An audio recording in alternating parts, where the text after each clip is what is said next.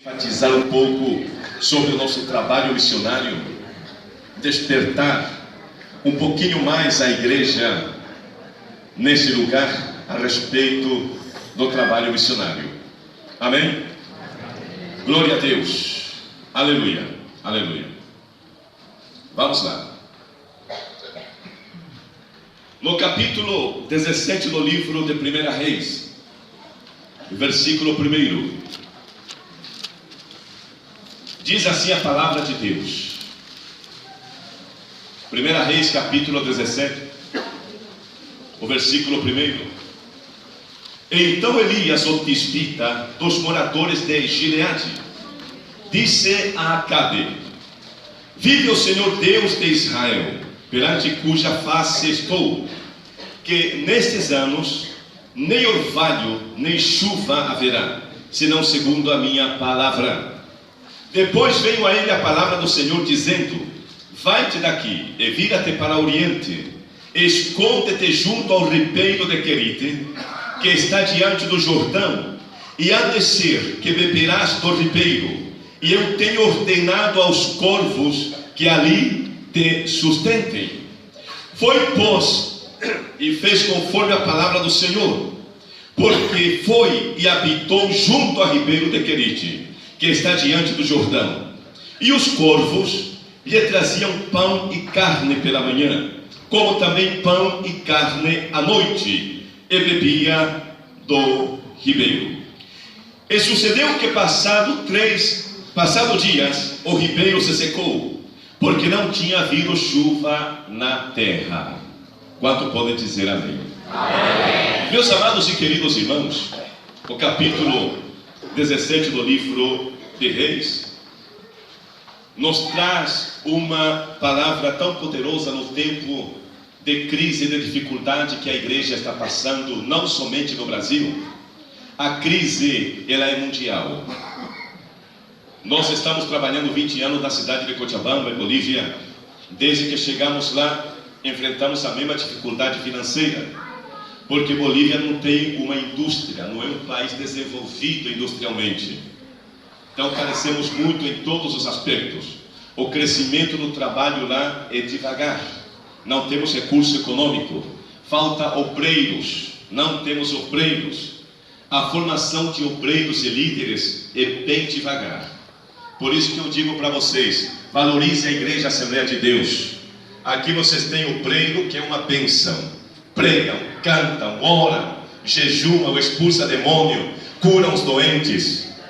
Ao contrário do campo missionário, a dificuldade lá é muito grande, mas Deus está conosco naquele lugar, e a mão de Deus está estendida sobre a sua igreja. Elias, não temos uma biografia a respeito desse homem. A Bíblia não retrata ou não traz a sua biografia, não fala de onde ele é, não retrata a sua família. Diferente de Moisés, quando Deus chama lá no capítulo 3 do livro de Êxodo. Diferente também de Josué, que Deus chamou desde o capítulo 28 do livro de Deuteronômio, confirma no capítulo 1 do livro de Josué. Diferente de todos os profetas, sai do anonimato para uma missão emergente, para uma missão que Deus carecia para que seja feito de uma forma rápida. Elias, a única coisa que encontramos no versículo 1 que disse que ele era tisbita, de Tisbe. Só que na geografia da nação de Israel não se encontra mais Tisbe, desaparece do mapa. Mas a segunda palavra nos traz uma referência e disse que era da região de Gileade. Gileade é muito conhecido na Bíblia pela plantação de azeitonas, onde se produzia o azeite. Dá a entender essa expressão que Elias era perito em trabalhar ou em fabricar azeites. Era um homem que se dedicava a esse trabalho. Azeite na Bíblia representa a presença do Espírito Santo e representa a unção de Deus na vida do profeta. Primeiro, Deus não chama profeta que não tenha azeite, que não tenha graça, que não tenha capacidade do poder do Espírito Santo. Deus não chama profeta que não tenha a unção de Deus na sua vida. Para você ser profeta, para você ser um instrumento de Deus, você precisa ser cheio do poder do Espírito Santo de Deus. Na Bíblia encontramos 3 tipos de homens. Primeiro, o homem natural. É no capítulo 3 do livro de 1 João. Quando Nicodemos procura Jesus, ele procurou Jesus para saber mais a respeito da vida eterna. Jesus entra direto no tema do novo nascimento. E ali Jesus aplica que o homem precisa nascer de novo. No capítulo 2 do livro de 1 Coríntios, Paulo diz que o homem natural não conhece as coisas do Espírito de Deus, porque lhe parece loucura, e não pode entendê-la porque se discernem espiritualmente. O homem natural é o homem sem Deus, é o homem que não tem a conexão de Deus, que não tem o conhecimento de Deus, que não conhece a palavra, que não conhece a revelação, que não conhece o poder do Espírito Santo. O segundo homem da Bíblia é o homem carnal. O homem carnal é o homem que nasce ou que passou pelo processo do novo nascimento. É o homem que foi espiritual, que deu lugar ao Espírito Santo de Deus, que o Espírito Santo de Deus o usava, o instruía, o conduzia, o guiava. Porém, devido à sua atitude, ao seu comportamento contra a palavra, deixou que a carne lhe dominara e deixa o Espírito Santo de Deus de lado. E agora no capítulo 8 do livro de Romanos, Paulo diz que o homem carnal se torna inimigo de Deus, porque não se sujeita à lei do Espírito de Deus, não aceita a orientação de Deus na sua vida. É muito perigoso quando o homem, a mulher que era espiritual e se torna carnal, porque se torna inimigo de Deus. O Espírito Santo de Deus tem que guiar a tua vida. Você tem que se sujeitar a Deus, fazer a vontade de Deus. O terceiro homem da Bíblia é o homem espiritual. O homem espiritual é o homem que conhece a mente de Deus, é aquele que tem a mente de Cristo, é aquele que tem comunhão perfeita com Deus, é aquele que Deus se revela a ele. Ele conhece a Deus, Deus conhece ele. Ambos têm perfeita comunhão, ambos caminham juntos, ambos estão em perfeita comunhão. Levante a tua mão e glorifique a Deus nesta noite, em nome de Jesus. Elias era um homem espiritual, conhecia os desígnios de Deus, conhecia perfeitamente a vontade de Deus. Ao contrário de Acabe, que após se casar com Jezabel, trouxe a sua esposa para Samaria. E ali no reino do norte de Israel, quando ela veio, trouxe consigo 850 profetas, 400 profetas de Baal e 450 profetas de Azera. Escute bem, quando essa senhora trouxe os seus profetas trouxe as trevas espiritual de Sidom, de Fenícia. Trouxe consigo todas as hostes infernais do maligno. Passaram a adorar a Baal. Baal é conhecido como o Deus da fertilidade. É o Deus que dá chuva. É o Deus que produz a terra. É o Deus que abençoa a nação. Mas para Israel não era Baal o verdadeiro Deus. O verdadeiro Deus de Israel é aquele que cria ou que criou os céus e a terra. Aquele que tem poder de eternidade a eternidade. É um Deus que tem zelo pelo seu povo, é um Deus que vela pelo cumprimento da sua palavra. Aleluia! Glória a Deus! Aleluia! Aleluia! Glória a Deus! Quando houve essa batalha espiritual, Deus então entra em ação. Deus chama Elias. Diga para o teu irmão, Deus chama Elias. Elias era um camponês, desculpe a expressão da palavra, não tinha muita afinidade, não conhecia o protocolo do reino, de um palácio, não sabia como se apresentar, a sua vestimenta já dizia tudo, mas Deus precisava deste homem. Analisando esse texto, entendi que Deus usa a pessoa dentro do seu tempo. Diga para o teu irmão, não é no teu tempo, é no tempo de Deus. Muitas das vezes nós queremos ser usados por Deus, mas queremos estipular o tempo nosso para Deus. Mas Deus não trabalha assim, é no tempo de Deus. Levante a tua mão e diga comigo, é no tempo de Deus. Agora diga para o teu irmão, não é no teu tempo, porque Deus não trabalha dentro do tempo do homem. Deus trabalha dentro da sua onisciência. Deus trabalha dentro do seu tempo. Espera o tempo de Deus. Glória! Aleluia!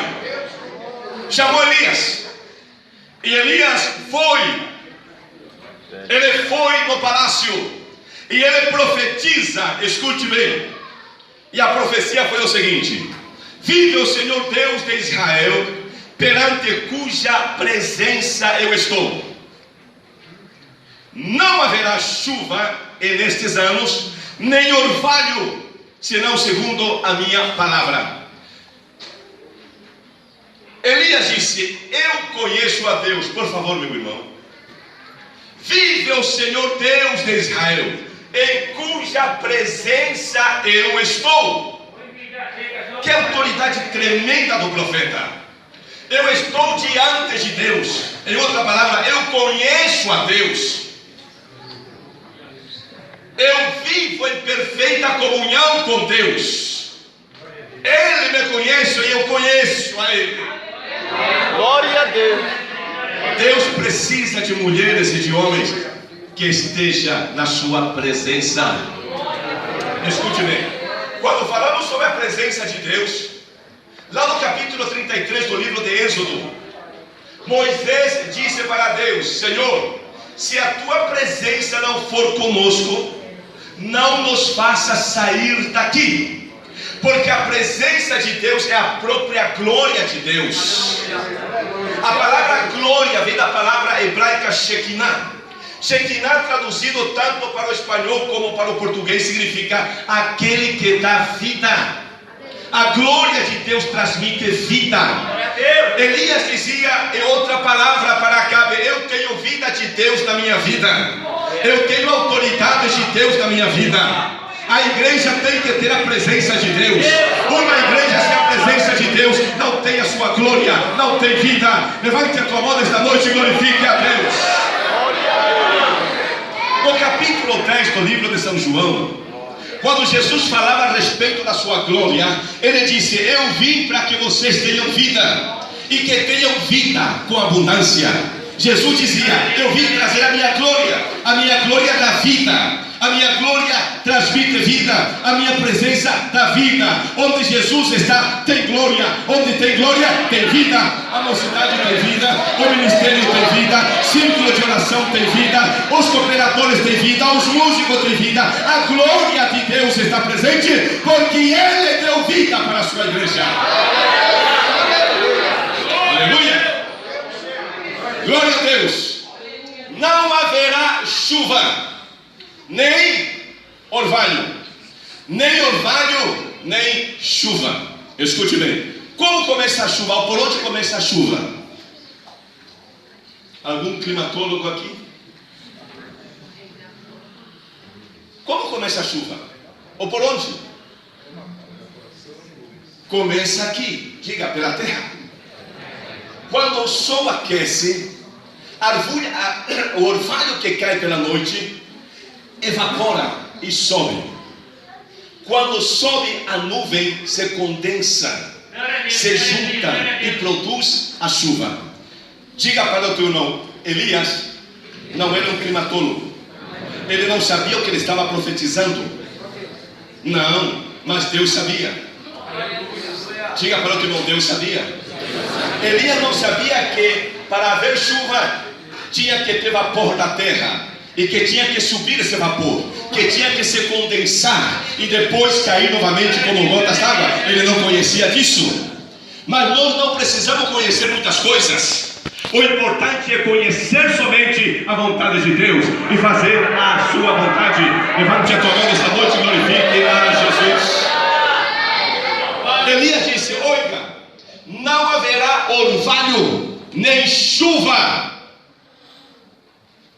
Esse desafio lança para Acabe. Acabe foi e disse para sua esposa, porque Baal era conhecido como o Deus da chuva, o Deus da fertilidade. Em outra palavra, fale para a tua esposa, para ver se ela invocando Baal, porque ela era a sacerdotisa de Baal, vê se ele manda chuva. O tema é que Deus fechou os céus e a terra não produzia vapor para haver chuva. Aleluia. Glória a Deus. Quando ele profetiza essa palavra, a sua profecia mexe com o mundo espiritual das trevas. Quando ele profetiza, de imediato os demônios influencia a Jezabel e Acabe para procurar e matar Elias. Mas Deus tem os seus planos. Ouça bem, quando Deus te usa, não te preocupes. Diga para o teu irmão, não te preocupes. Pastor, não te preocupes. Porque a tendência nossa como homem, como ser humano, será que eu não preguei tão duro essa palavra? Será que não feriu a igreja? Quando é de Deus, não. Diga para o teu irmão, não. Vai mexer no mundo espiritual das trevas, vai agitar os demônios, vai se levantar. Mas escute bem, Deus disse para o profeta: ei, não fique na cidade, vai para Querite. E a Bíblia disse: esconde-te lá em Querite. O que significa a palavra esconder? É desaparecer do mapa, sumir. As pessoas vão te procurar, mas não vai te achar. E Deus sabe esconder. Põe a mão no ombro do teu irmão e diga: Deus sabe te esconder. Nenhum mal te sucederá, nem praga alguma chegará na tua casa, porque Deus te esconde. Levanta a tua mão e adore a Deus.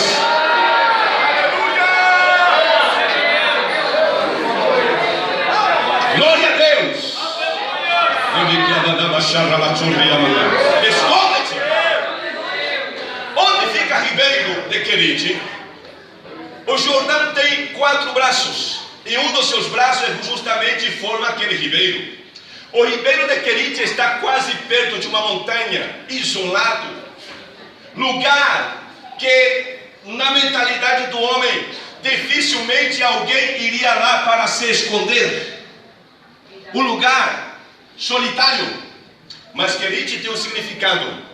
Querite significa solidão. Diga para o teu irmão: solidão. Mais uma vez. Deus precisava tratar com Elias a sós. Segundo, cortado na medida exata. Diga: cortado na medida exata. Deus começa a trabalhar no ministério do profeta Elias.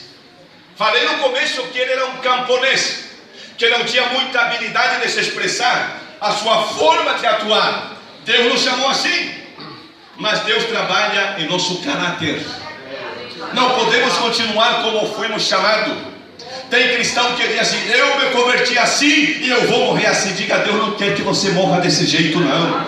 O Espírito Santo quer te cortar na medida exata, quer trabalhar na tua vida, no teu caráter, quer mudar a tua vida. Ele quer que você se converta. Levante a tua mão e glorifique a Deus. Aleluia! Glória a Deus! E Deus disse: não te preocupe, porque não vou te desamparar, eu vou estar contigo lá. Quando Deus trabalha em nossa vida, você nunca vai ficar só. Por mais que a solidão, escute bem, o homem não foi feito para ficar só. A psicologia ensina que nós somos seres sociáveis. Não fomos criados para ficar só, para criar a nossa ilha e morar só. Não, o homem foi criado para viver em sociedade, para se comunicar, para ter família, constituir família. Mas a solidão na vida do homem é a pior coisa que existe. Mas Deus estava ali com o profeta Elias. Ele disse para ele: não te preocupe o que você vai comer. Não te preocupe, você vai beber da água do ribeiro. E eu preparei os corvos que vai levar comida para você de manhã e à tarde. Por que não meio-dia? Porque a cultura judaica, eles não almoçam. Você nunca vai encontrar Jesus almoçando. Sempre vai encontrar Jesus jantando. E a cultura. Mas como ele é um camponês, o que o camponês gosta? Carne. Comida forte. E Deus conhece até o gosto que nós temos.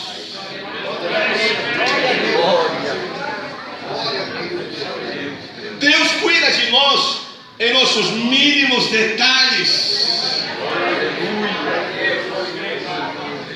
Olha para o teu irmão e diga: não te preocupe, que ele te conhece. Ele cuida da tua vida. Levante a tua mão esta noite e glorifica a Jesus.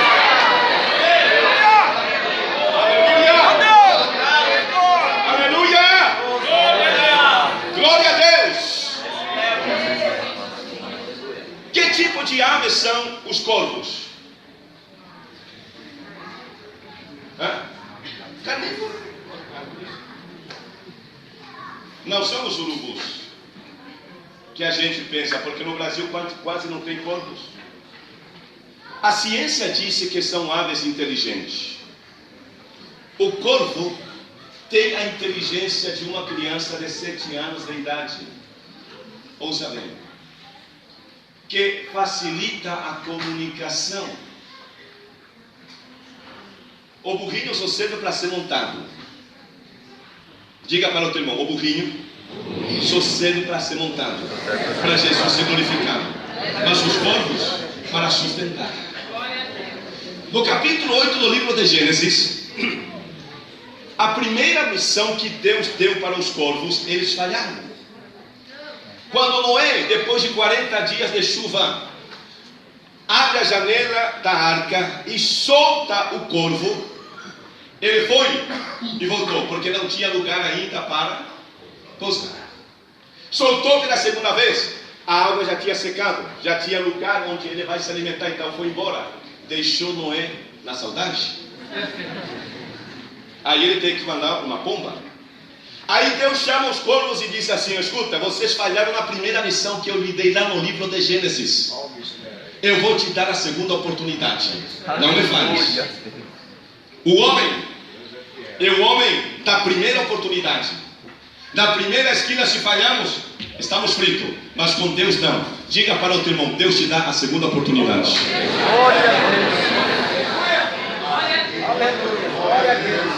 Diga: segunda oportunidade. Jesus deu a Pedro a segunda oportunidade. Para Tomé, a segunda oportunidade. Para Paulo, a segunda oportunidade. O teu Deus, Ele é misericordioso, Ele te ama. Levante a tua mão nesta noite e glorifique a Deus. O diabo te disse: você está perdido, mas o Espírito Santo de Deus te disse: você não está perdido não, porque a oportunidade de Deus chega para a tua vida nesta noite, em nome de Jesus.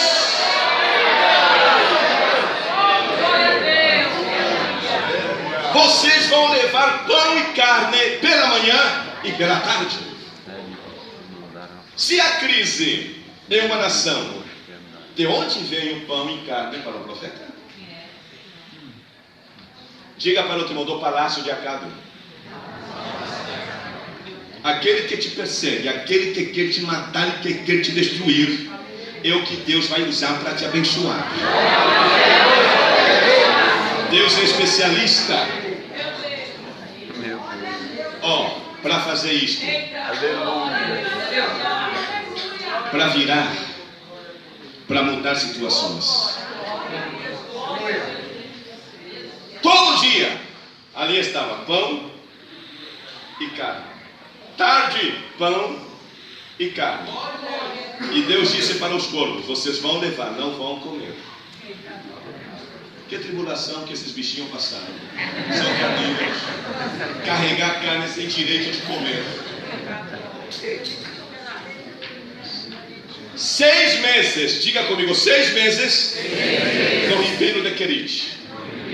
Prova, solidão, mas Deus trabalhando no caráter do profeta. Quando secou seu ribeiro, Deus fala pela segunda vez com o profeta e diz: agora você vai sair do ribeiro.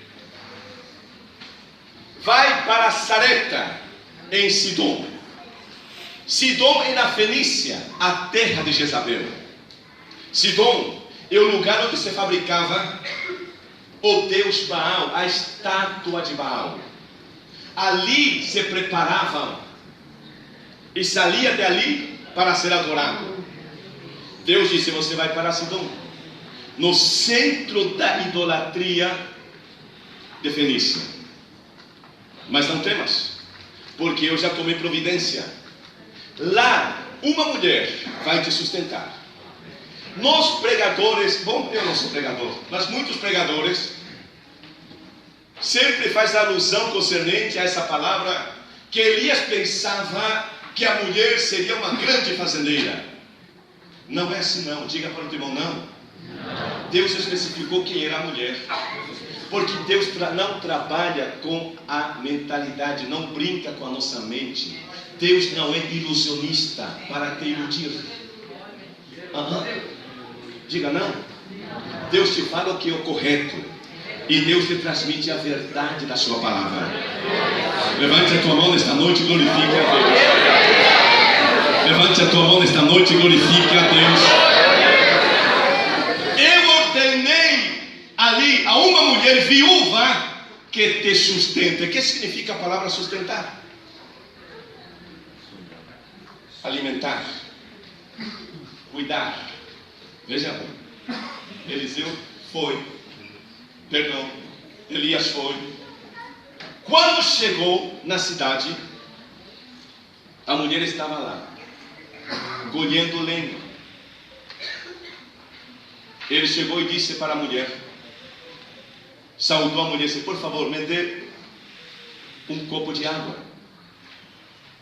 A mulher foi para a cidade, porque estava fora da cidade. Quando ela foi para buscar água, o profeta disse: senhora, prepara um bocado de bolo para mim e me traz o bolo. Aí a mulher voltou e falou: senhor, vai me desculpar, água eu tenho, mas bolo não. Estou colhendo essas lenhas, vou para minha casa, eu e o meu filho, vou preparar a última refeição e depois vamos morrer. Vamos esperar a morte, porque não temos mais nada, estamos em crise. Você sabia que Deus tem prazer de fazer milagre em tempo de crise?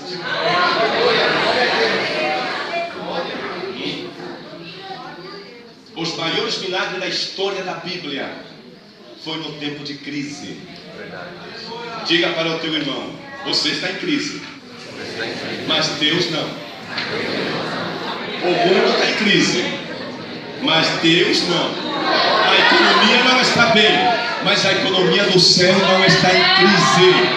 Deus vai entrar com providência na tua vida. Levante a tua mão e glorifica a Deus. Deus vai entrar com providência na tua empresa.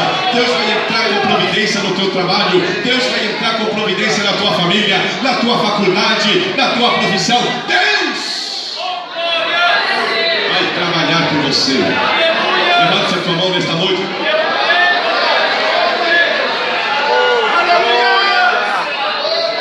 Senhores, nós não andamos por vista, andamos pela fé.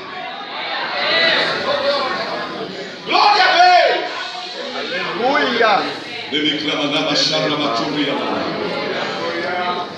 A mulher disse: eu não tenho nada na minha casa senão um punhado de farinha e um pouquinho de azeite na botija.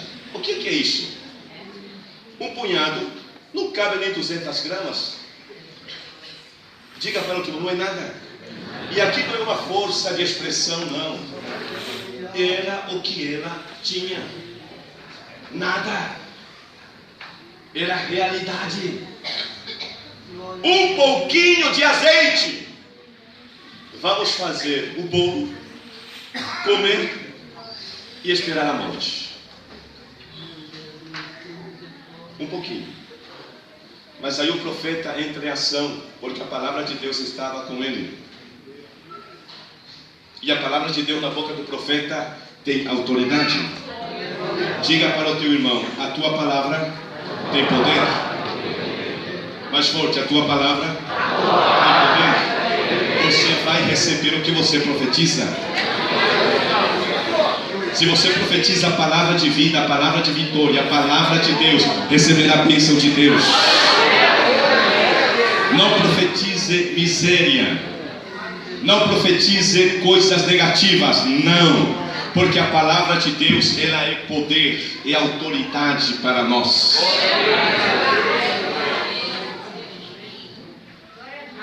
Quando ela falou essa palavra, o Espírito de Deus disse para o profeta: agora é o momento de você profetizar. E ele profetizou. Escute bem: vi o Senhor teu Deus, que nem um bolo tenho, senão somente um punhado de farinha numa panela, e um pouco de azeite numa botija. E veis aqui, apanhei lenha, vou preparar para mim e para o meu filho, para que comamos e morramos. Aí entra a palavra do profeta e disse: não temas, vai, faze conforme a tua palavra, porém faze primeiro para mim um bolo pequeno e me traz para fora, depois farás para ti e para o teu filho, porque assim diz o Senhor Deus de Israel: a farinha da panela não se acabará, o azeite da botija não faltará, ouça, até o dia que o Senhor Deus dê chuva sobre a terra. Diga para o teu irmão: pode tirar a farinha, pode tirar do azeite, não vai acabar. Não vai acabar não. Pastor, mas na minha conta já tem, só tem 200, já não tem problema não. Deus vai fazer milagre. Levante a tua mão nesta noite e glorifique a Deus. Deus abrirá a porta de trabalho, de emprego, vai aumentar. Aleluia! Não faltará.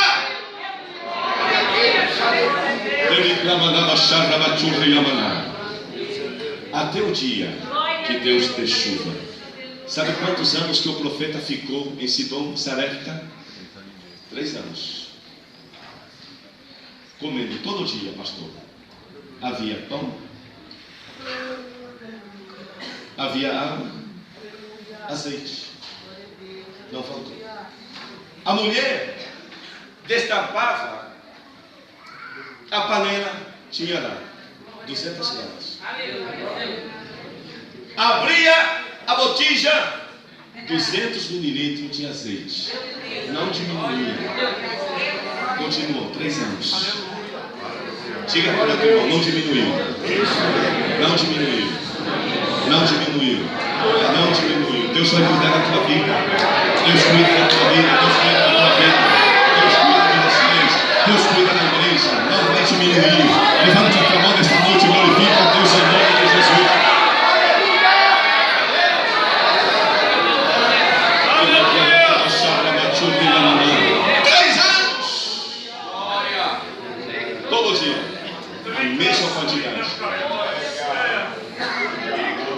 Sabe quantos anos que eu estou em Cochabamba? 20 anos. Nunca faltou. Nunca faltou. Nunca faltou. Veja, pode passar, meu irmão, o que Deus fez por nós na cidade de Cochabamba. O irmão lá, por favor, pode passar. Pode passar.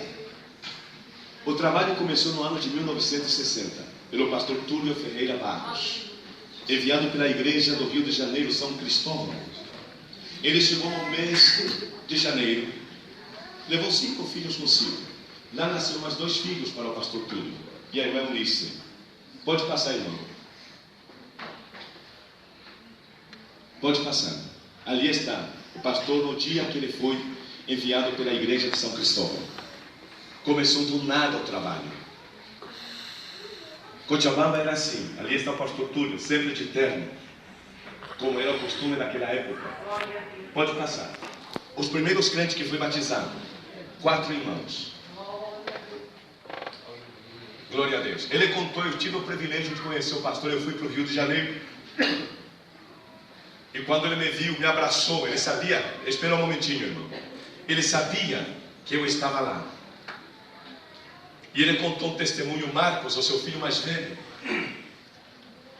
estava estudando, mas a calça da escola rasgou, a camisa toda rasgada, e ele ia de chinelo. Cochabamba é frio.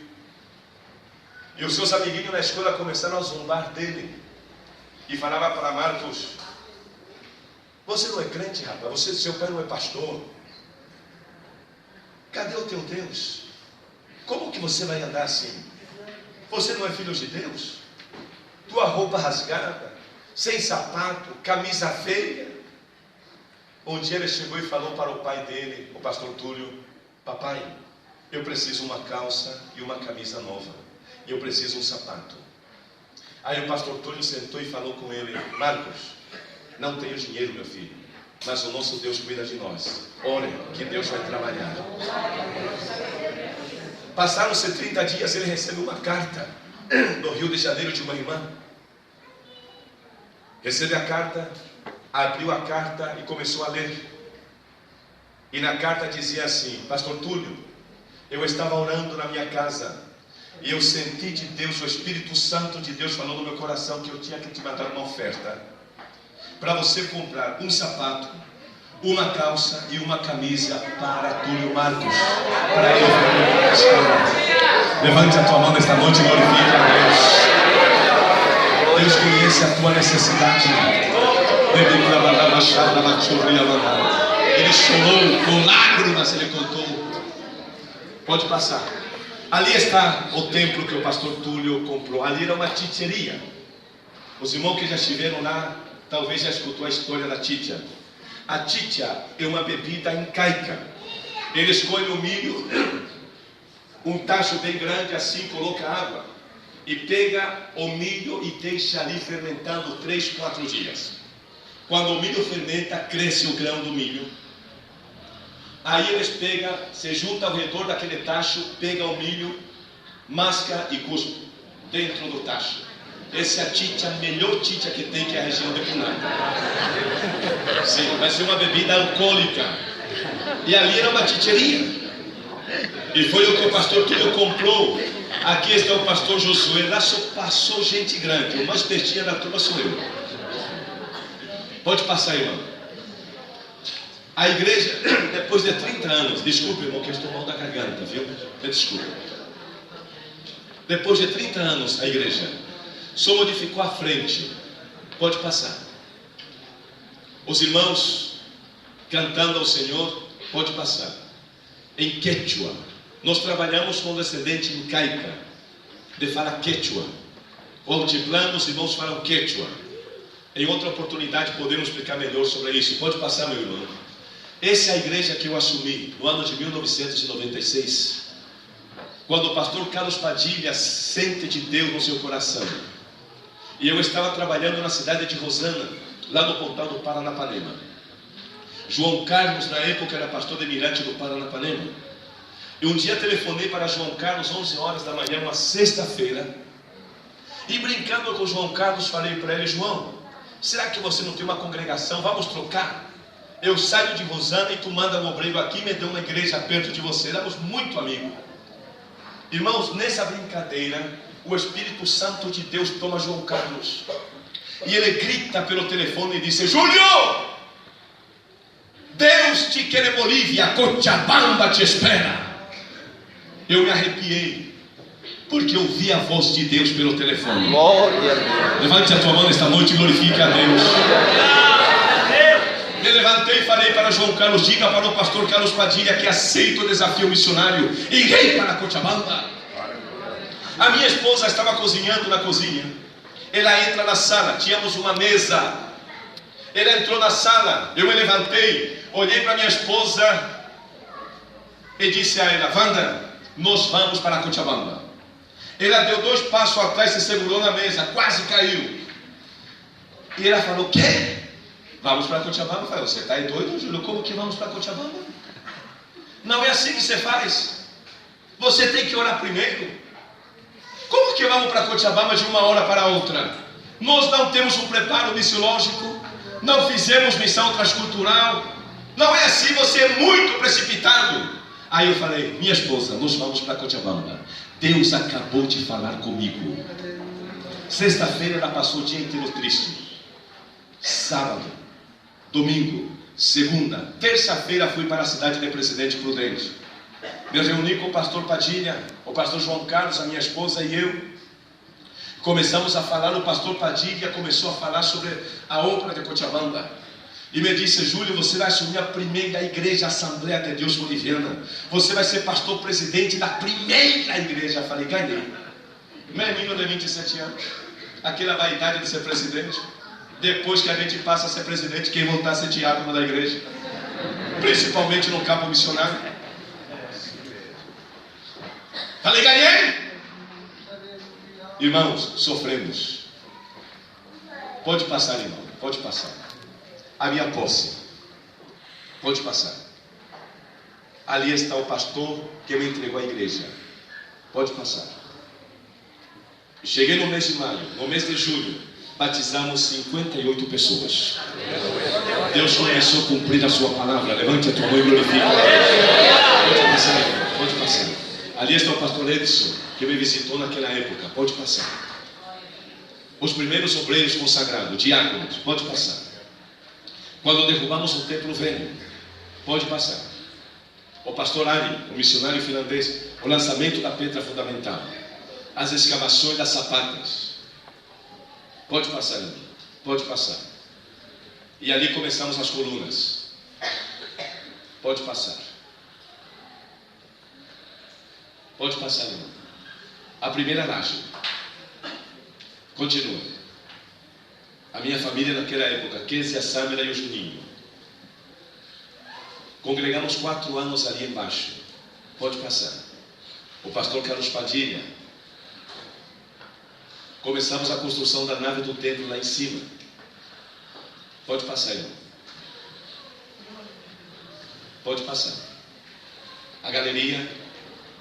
Pode passar. Pode passar.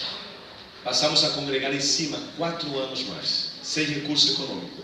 Eu vinha para o Brasil fazer campanha. Os irmãos me davam dinheiro para tomar café. E eu não tomo café. Eu queria dinheiro para a construção. Mas Deus fechou a porta porque Ele queria me ensinar que a terra era boa. Sabes com quanto crente eu comecei essa construção, pastor? 30 irmãos. A metade era tribuloso.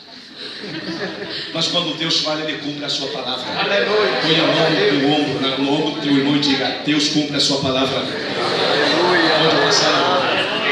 Pode passar. Ao último piso. Pode passar. Pode passar. Outro. A última laje. Enchemos com o caminhão porque tem quase 15 metros de altura. Pode passar. Vai. Outra vez. Ali estão os irmãos trabalhando. Pode passar. Essa é a nossa igreja. Glória a Deus. Aleluia. Deus é fiel para cumprir a sua palavra. Comecei com 30 irmãos. Hoje eu tenho 120 membros. Aleluia. Glória a Deus. Se Deus faz isso por nós, o que Deus vai fazer com vocês aqui? Hã? Posso orar, pastor? Hoje, 120 membros. E não são ricos nem milionários, não. São gente que sai de madrugada para vender batatinha. O senhor vai lá. Eu falando, sou suspeito. Vamos nos colocar de pé. Ali, a inauguração.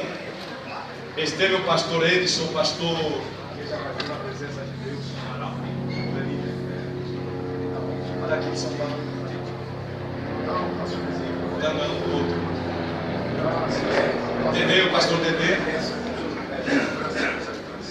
Isso. E outros pastores representando o Belém. Recebi gente da Suécia, ouça bem, da Suécia, gente da Colômbia. Irmão, eu não mereço nada. Diga para o outro irmão: você não é nada, mas para Deus você é importante. Levante a tua mão e glorifique a Deus. Deus vai mexer o fundamento da terra por você. Veio gente de todo lugar. Eu chorei, porque Deus me ama. Pode passar, meu irmão. A inauguração ali. Ali estão os pastores, o pastor Carlos Padilha. Pode passar, irmão. Ali está o colombiano, o pastor Túlio Riasco, pregando a palavra de Deus, o homem de Deus. Pode passar. Essa é a nossa igreja. Não é grande, entra 300 pessoas, mas é a sede da Assembleia de Deus. Pode passar, meu irmão. Ali está a minha família, Kézia, Samira, Juninho, os pastores de Rondônia, o pastor Carlos Padilha. E eu quero orar por você. Você que tem o seu autoestima lá embaixo, você que diz que você é um miserável, que não é nada, não usa essa palavra. Você é filho de Deus. Levante a tua mão comigo. Se sentir de Deus de vir, pode vir. Se não, pode ficar no teu lugar. Levante a tua mão. Tempo de crise é tempo de milagre. Tempo de crise é tempo de abundância de Deus. Tempo de crise é tempo de providência de Deus. Tempo de crise é o tempo do trabalhar de Deus. O mundo está em crise, mas o reino de Deus não. O reino de Deus não. Deus, em nome de Jesus, te louvo e te glorifico, meu Deus. Ajuda, meu Deus, poderosamente os teus filhos nesta noite. Obrigado pela tua paz, pela tua bênção, em nome de Jesus. A tua palavra foi pregada aqui nesta noite. Em nome de Jesus. Trabalhe na vida dos teus filhos. Abençoa as famílias, os profissionais, os empregados, as empresas dos teus filhos, meu Deus. Trabalhe em nome de Jesus. De novo pela tua vontade, meu Deus. Amém. Ouça, capítulo 18 do livro de 1 Reis. E sucedeu que depois de muitos dias a palavra do Senhor veio a Elias no terceiro ano, 3 anos depois, dizendo: vai e mostra-te a Acabe, porque darei chuva sobre a terra. Diga para o teu irmão: vai chover chuva de bênção na tua vida. Chuva de bênção na tua vida, no teu ministério. Levante a tua mão e adore